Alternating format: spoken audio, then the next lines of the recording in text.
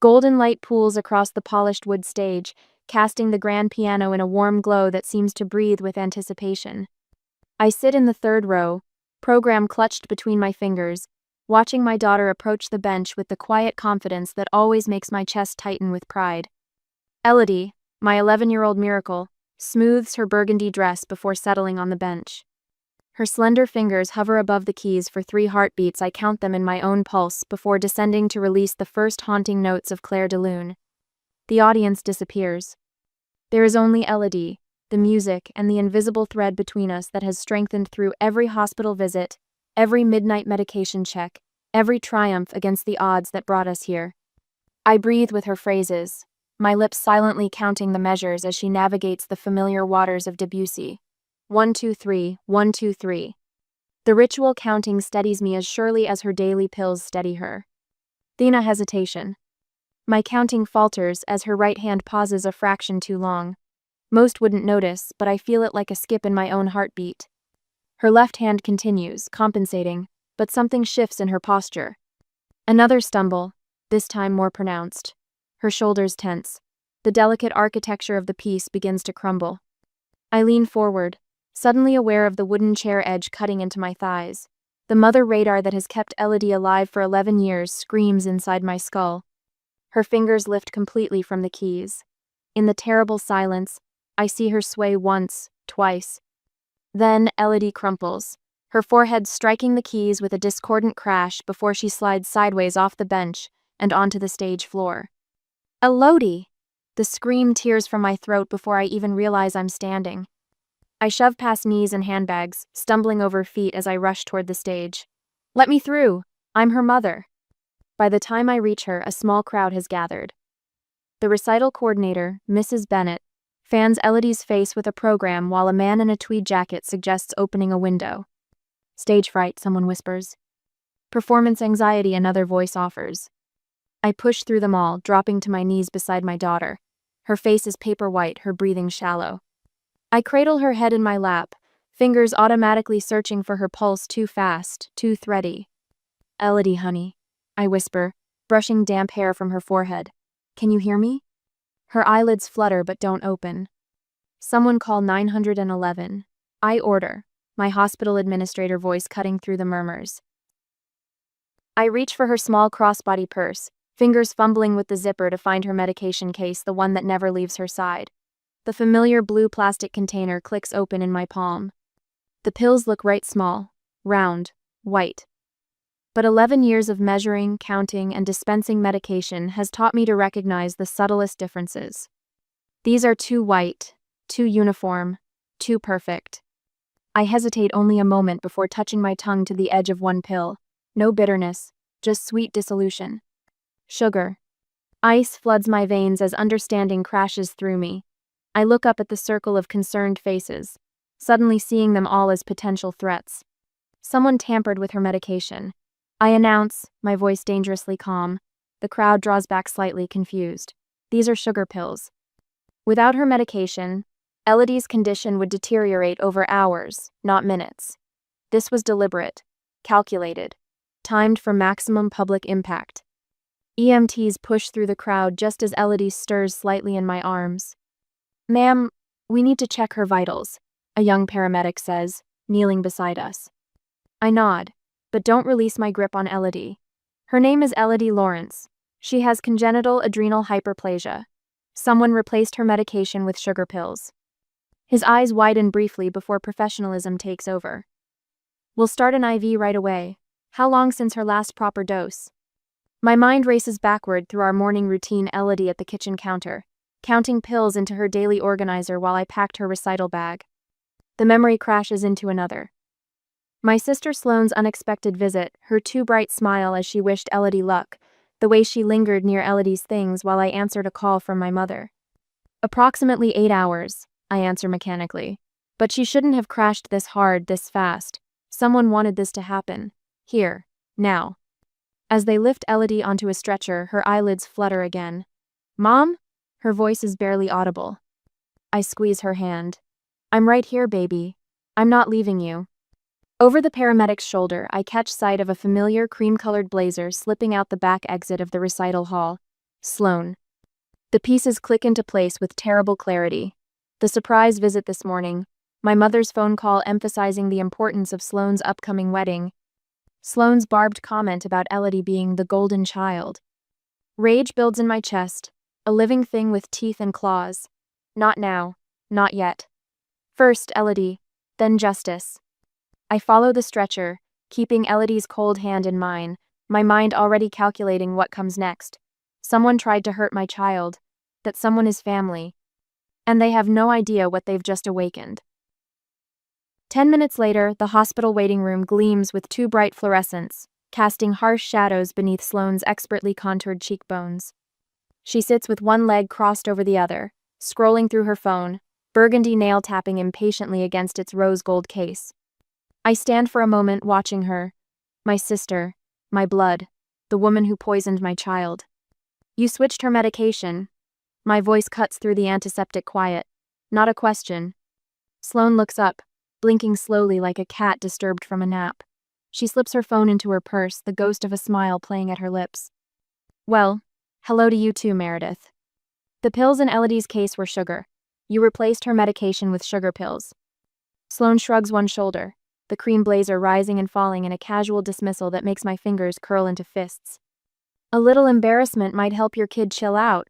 Always so perfect, so special. She examines her manicure. Some kids need to learn that life isn't always perfect. The words strike like separate blows. My vision narrows until all I see is Sloane's unconcerned face. Behind me, the elevator chimes. Sloane, darling. I came as soon as I heard. My mother's voice, breathless with concern that never extended to Elodie in her hospital bed. Virginia Halbrook sweeps in wearing camel cashmere, her pearl earrings catching the light as she bends to kiss Sloane's cheek. She turns to me with a tight smile. Meredith, how's Elodie? Stable. No thanks to Sloane. Virginia's hand flutters to her throat. What are you implying? She's not implying anything, Sloane cuts in. She's flat out accusing me of tampering with precious Elodie's pills. And did you? I demand, stepping closer. Virginia inserts herself between us. This isn't the place, Meredith. We need to handle this privately. Privately? The word tastes bitter. Like when you swept Dad's heart condition under the rug until it killed him? Or when Daniel's affair became the family secret everyone whispered about but never addressed? Sloane stands, smoothing her tailored pants. She's fine now, right? So no harm done. No harm? My voice rises despite my effort to control it. She could have died, Sloane. Do you understand that? Her condition. Oh, please, Sloane interrupts, rolling her eyes. Always so dramatic. She fainted at a piano recital, not exactly life or death. It is life or death with Ka. Without her medication, her body can't. Virginia's hand closes around my wrist, her grip surprisingly strong for a woman in her 60s. Sloane was just trying to help. You coddle that child. Everyone sees it. I wrench away from her. Help? How exactly does sabotaging her medication help?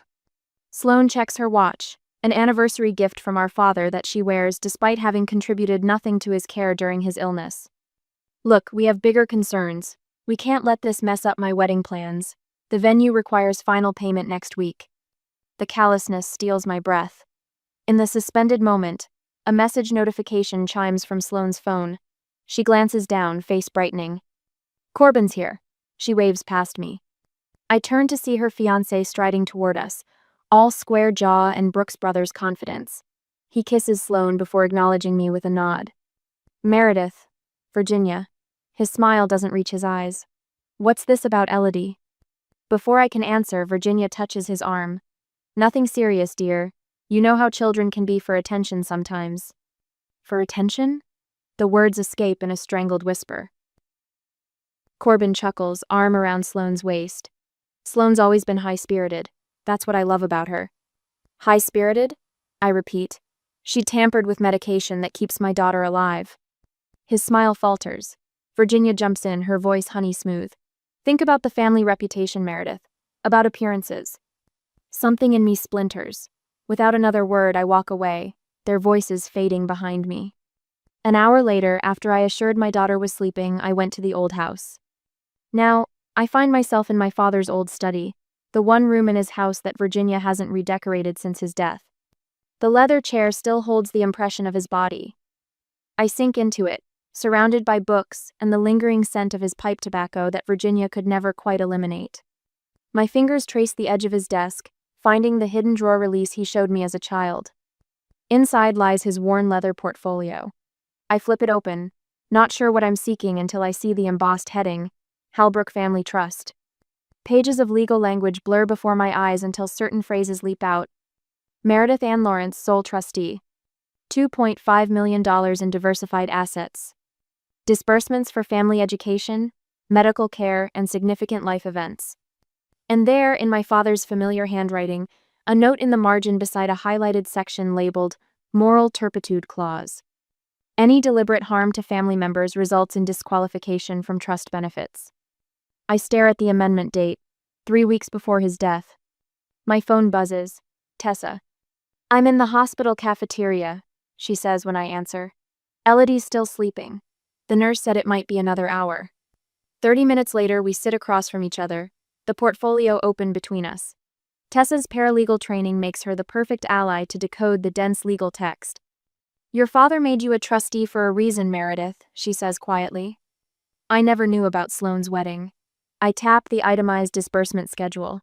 $137,000, charged entirely to the trust. Tessa's eyes narrow. The moral turpitude clause is clear.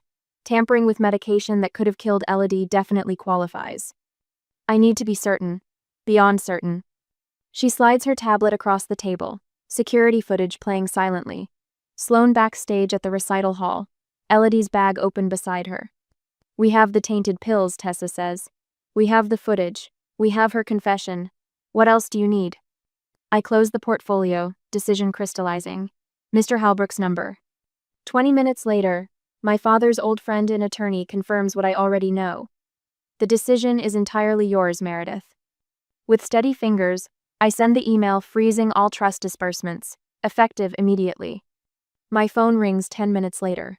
Virginia. What have you done? Her voice trembles with rage. I end the call without answering, only to have another message appear seconds later. From Sloane. You'll regret this. A soft knock interrupts. The nurse peers in. Miss Lawrence? Elodie's awake and asking for you. I find my daughter pale against the hospital sheets, her eyes finding mine immediately. Mom, she whispers. I was so scared. I take her hand, small and warm and alive in mine. No one will ever hurt you like this again. I promise. Not ever. 2 days later, the phone rings for the 5th time this morning. I let it buzz against the kitchen counter while I measure Elodie's medication into her weekly organizer. The rhythm of sorting pills into compartments steadies my breathing, gives my hands something to do besides forming fists. Aren't you going to answer that? Elodie asks, looking up from her breakfast. Her color has returned, but shadows still linger beneath her eyes. Not important, I say, snapping the last compartment closed with a satisfying click. The caller ID flashes Sloane again. I turn the phone face down as it finally stops ringing, only to immediately light up with a text. The venue just called. Payment declined?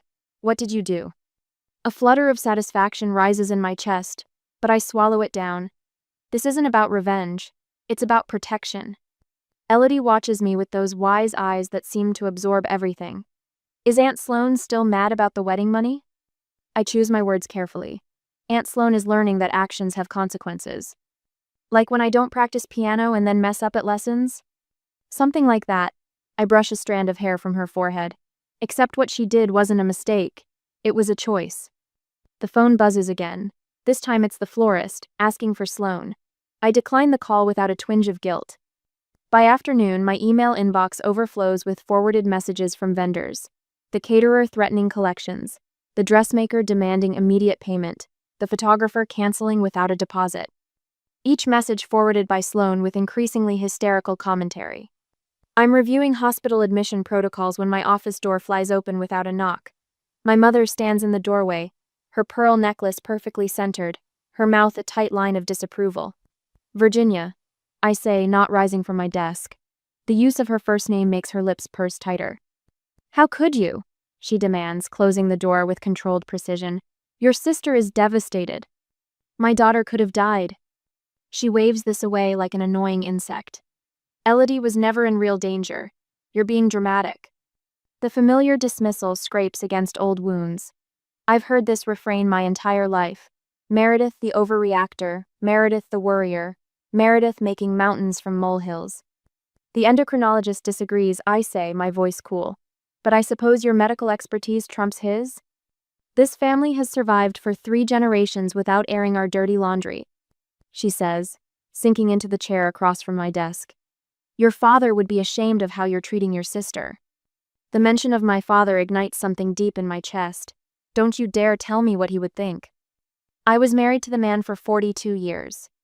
And I was his daughter for 40. I lean forward. The daughter he trusted enough to make trustee. Virginia's face hardens. A mistake he didn't live long enough to correct. My phone chirps with a text from Tessa. Got the hospital security footage. It's worse than we thought. I have a meeting, I tell Virginia, standing. This isn't over, Meredith. You're right about that. The barrage intensifies over the next 3 days. Cousins call with concerns about my mental state. Sloane posts tearful videos about her ruined special day that rack up sympathetic comments. Anonymous calls to Elodie's school question my fitness as a parent. I document everything. Mr. Hellbrook's office is a sanctuary of leather-bound books and polished wood 3 days later. The family attorney looks exactly as he did when I was a child, visiting my father at work, perhaps a bit grayer at the temples, the lines around his eyes deeper. You were right to come, he says, reviewing the trust documents spread across his desk. What Sloane did constitutes a clear violation of the moral turpitude clause. She claims it was just a prank. He removes his glasses, polishing them methodically. The audio from the hospital security cameras suggests otherwise. We play the recording together. Sloane's voice fills the room, clear and unconcerned. She'll be fine. The kid needs to learn she's not special. My mother's response sends ice through my veins. Meredith has always been too protective. Maybe this will finally teach her. Mr. Hellbrook stops the recording. Your father anticipated something like this might happen. He knew Sloane would endanger Elodie. He knew that when pressured, people reveal their true priorities. He pulls a file from his drawer. There's more to the trust than they know, Meredith. That evening, I find myself in my father's study. The room remains untouched since his death. Virginia insisting it stay preserved, out of respect. Now I wonder if she feared what I might find. The bottom desk drawer sticks slightly, just as it always has. Inside, a stack of letters bound with faded blue ribbon. My name in my father's precise handwriting on the top envelope. My dear Meredith, if you're reading this, you've discovered what I long suspected about your mother and sister. Their jealousy runs deeper than you know.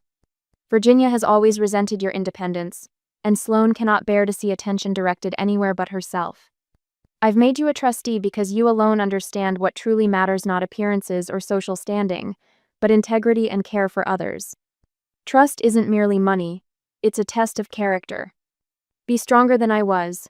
I kept the peace at too high a price. With love and faith in you. Dad. Tears blur my vision, but something stronger than grief fills my chest. Vindication. Purpose. Resolve. Tessa arrives with a timeline of events she's meticulously constructed from Sloane's arrival at our house the morning of the recital to Elodie's collapse hours later. The medical expert's statement came in, she says, handing me a sealed envelope. He's clear that this wasn't a prank. It was a calculated risk that could have resulted in severe medical consequences. I scan the document, medical terminology jumping out. Acute adrenal crisis. Potentially life-threatening. Deliberate tampering. There's more, Tessa says quietly. I found financial discrepancies in the trust accounts.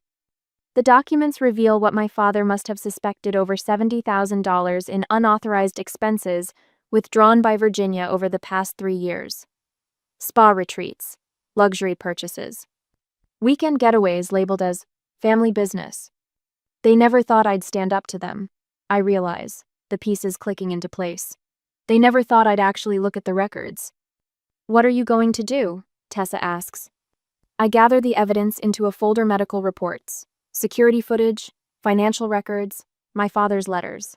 The weight of it feels right in my hands. Solid, undeniable. I'm going to show them exactly who they're dealing with, I say. And it's not who they think. The glossy invitation arrives exactly 7 days after I freeze the trust. Thick cream cardstock with gold foil lettering announces, "A celebration of love," for Sloane and Corbin. I note the careful wording, no mention of wedding anywhere. The address listed is for the Harborview Hotel, not the botanical garden Sloane had originally booked. Self-funded celebration, I mutter, running my finger across the embossed letters. Tessa sits across from me at my kitchen table, papers spread between us like battle plans. "Your mother's been busy," she says, reaching for the invitation. "3 people called me yesterday asking if you were doing okay. Apparently you're having some kind of breakdown." I pour more coffee into my mug, the rich scent momentarily grounding me. Virginia always excelled at mobilizing the troops. My phone buzzes with another text from a cousin. "Family stands together in difficult times. Hope to see you at Sloane's special day." I set the phone face down without responding. The campaign to paint me as unstable while salvaging Sloane's celebration has been relentless. Social media posts with carefully constructed concern. Whispered conversations at church. My mother's tearful phone calls to relatives about her troubled older daughter. "Corbin's parents are investing heavily," Tessa says, sliding a printed bank statement toward me. 50,000 transferred yesterday. "They don't know what really happened," I reply. The statement joins our growing pile of evidence. Mr. Halbrook's careful documentation sits at the center of our work. Trust statements, withdrawal records, and the highlighted moral turpitude clause. Beside them rests the hospital records, the security footage still frames, and the damning audio recording of Sloane's own words. "We're ready," Tessa says, organizing everything into a leather portfolio. "Question is, are you?" From the living room, Claire de Lune drifts through the house. Elodie, practicing again after a week of recovery. Her fingers still occasionally stumble over the passage where she collapsed, but she pushes through with quiet determination. "This needs to happen publicly," I say, surprising myself with the steadiness in my voice. "They made this public when they put my daughter on that stage, knowing what would happen." Tessa nods, her eyes reflecting both concern and respect. She's known me since college, has seen me bend and yield to family pressure countless times. But she recognizes something different now. "Dr. Shapiro sent over the final medical documentation this morning," she says. "The concentration of cortisol in Elodie's blood confirms she'd been without medication for exactly the timeline you suspected. He's included a statement about the potential fatal consequences." I close my eyes briefly, the memory of Elodie's pale face against the piano keys still razor sharp. When I open them, I catch sight of the small voice recorder on the table, Virginia's unintentional confession captured during a heated hospital corridor confrontation. She was just trying to teach Elodie a lesson about stealing attention. No one thought she would actually collapse like that. My phone rings, Mr. Halbrook, calling with confirmation that all documentation is finalized. As I answer, Tessa collects the scattered papers with practiced efficiency. "Everything's in order, Meredith, Mr. Halbrook says, his voice carrying the gravitas of 4 decades of legal experience. "The trust terms are explicit. If you choose to proceed, you have absolute authority." "I understand," I reply. "And I only need to tell the truth once." On the dinner rehearsal day, the Harborview Hotel ballroom glows with candlelight and floral arrangements when I arrive. Crystal chandeliers cast warm light over round tables dressed in ivory linens. Not as lavish as the original botanical garden plans, but impressive given the last-minute arrangements. I smoothed the burgundy silk of my dress, the same shade Elodie wore for her recital. A conscious choice. Heads turn as I walk through the entrance. Conversations pause mid-sentence. In the corner, Virginia freezes, champagne flute halfway to her lips. "You weren't invited," she hisses, intercepting me before I can fully enter the room. I smile, the expression not reaching my eyes. Family stands together in difficult times. Isn't that what everyone's been telling me? Before Virginia can respond, Sloane appears, resplendent in ivory satin. Her smile looks painful at the edges. "Meredith," she says, voice carrying for the benefit of nearby guests. "What a surprise. But family is family, right?" Her eyes tell a different story, a warning wrapped in artificial welcome. Across the room, Corbin's parents watch with confusion, clearly unaware of the undercurrents. His mother leans toward his father, whispering something that makes him frown. "Wouldn't miss it," I reply, accepting a glass of champagne from a passing server. Beautiful arrangements. I move past them into the crowd, nodding at familiar faces, engaging in light conversation with key guests: Corbin's elderly grandmother, his father's business partner, the family pastor. All while Virginia hovers nervously at the periphery of each interaction. Sloane's composure fractures slightly each time she catches sight of me, calmly conversing with another guest. The control she expected to maintain slips with every passing minute. When Tessa arrives 45 minutes later, heads turn again, not because they recognize her, but because of the subtle tension that follows her entrance. She carries a small clutch that holds a thumb drive with our complete documentation. Our eyes meet across the room. She gives an imperceptible nod. I drain my champagne glass and set it on a nearby table. The time for polite conversation has ended. The carefully rehearsed confrontation I've prepared for begins now. As Sloane taps her glass for attention, preparing to make her first toast as the celebrated bride-to-be, I move quietly toward the small stage where the string quartet has been playing. Calculation, not emotion, guides each step. Behind me, Tessa approaches the hotel's audiovisual technician with the thumb drive. Sometimes protection requires confrontation. Sometimes justice demands an audience. The dinner plates are cleared as Corbin's father rises, tapping his glass for attention. The traditional toasts begin, heartfelt words about new beginnings and family bonds that twist in my chest like a knife. Sloane beams as speaker after speaker praises her kindness, her generosity, her loving nature. Each compliment feels like sandpaper against my skin. Finally, Sloane herself stands, glass raised high. I want to thank everyone for coming tonight. Family has always been everything to me. Her eyes scan the room, landing briefly on me. To family standing together through thick and thin. The room responds with enthusiastic applause. Before it dies down, I rise from my seat. May I say a few words? I ask, my voice carrying across the suddenly quieting room. Sloane's smile freezes as I walk to the front. Virginia half rises from her chair before Mr. Halbrook's hand on her arm stops her. Someone hands me the microphone. I take a slow breath, centering myself. I'd like to speak about what family truly means. I begin, my voice steady despite the hammering in my chest. Behind me, Tessa has connected the thumb drive to the projector. The screen behind me flickers to life. My daughter nearly died at her recital because of what happened in this family. A murmur ripples through the gathered guests. Sloane's smile drops completely. These are Elodie's medical records. I gesture to the projected image of hospital documentation. Her condition, congenital adrenal hyperplasia, requires daily medication. Without it, her body can't produce necessary hormones, leading to collapse and potentially death. I click to the next slide.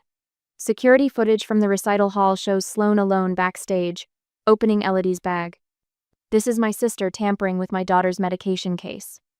The room falls silent. And this, I press play on an audio file. Sloane's voice fills the room. She'll be fine. The kid needs to learn she's not special. Virginia's voice follows. No real harm done. Meredith overreacts to everything. I advance to the next slide. The trust documents, with the moral turpitude clause highlighted in yellow. My father established this trust to protect our family, to support medical needs and education. Not this. I click again, revealing photos of spa retreats, luxury purchases, and the $137,000 wedding budget all charged to the trust. Virginia surges to her feet. She's always been jealous of Sloane. But her outburst only draws attention to the financial evidence detailing years of embezzlement from the family trust. Corbin steps away from Sloane, his face ashen. Is this true? You tampered with a child's medication? She's twisting everything. Sloane's voice rises in panic. It wasn't dangerous. It was just to teach her a lesson about... About what? Corbin interrupts. About not stealing attention from you? About daring to have talent? He pulls the engagement ring from his finger and places it on the table. I can't be part of this. Around the room, guests begin gathering purses and jackets, murmuring excuses. Corbin's parents stand stiffly, their horror evident as they follow their son toward the exit. Virginia collapses into her chair, the social queen dethroned as her carefully cultivated world crumbles around her. Sloane makes one last desperate attempt, rushing toward me. You've ruined everything. This was my night. No, I say quietly, disconnecting the thumb drive. You did that yourself when you endangered my child. I walk toward the exit, pausing only to address Mr. Halbrook. The trust will now serve its original purpose. Behind me, the rehearsal dinner dissolves into whispers and departures, justice delivered in the most fitting way possible through simple, unvarnished truth. 6 months after the incident, golden light streams through the tall windows of the hospital conservatory, bathing the glossy black grand piano in warmth. Elodie's fingers dance across the keys, her burgundy dress matching the velvet bench cushion beneath her. The melody of Fur Elise floats through the air, gathering a small audience of young patients in wheelchairs and IV poles. I stand in the doorway, transfixed.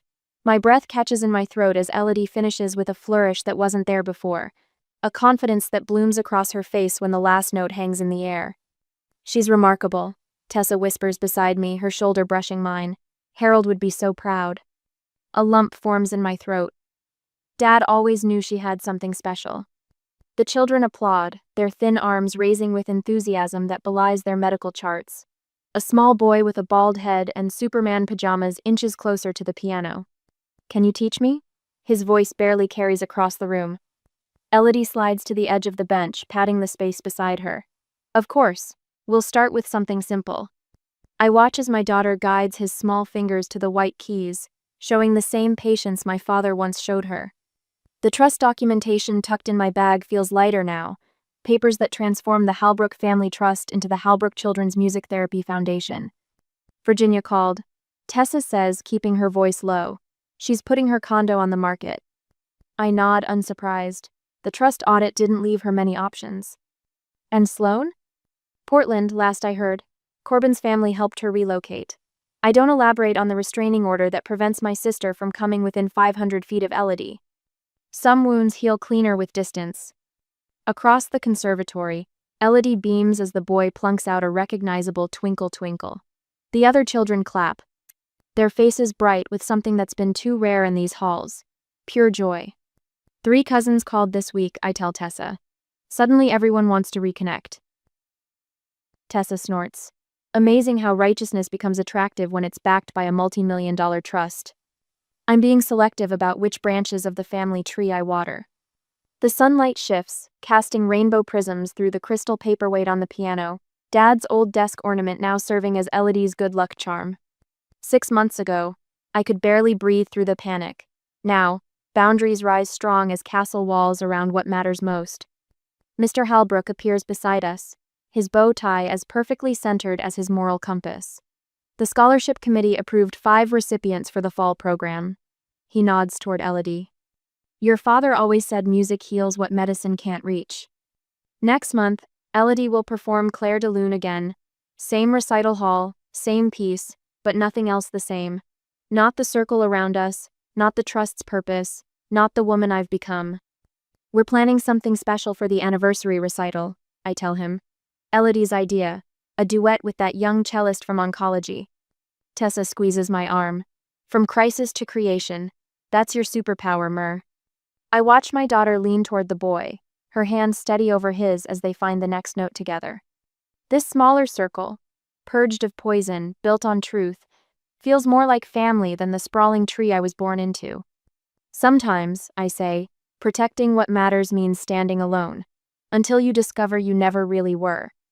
The music continues, imperfect and beautiful, flowing from small hands learning to create rather than destroy. In this moment, the healing isn't just Elodie's, it's all of ours.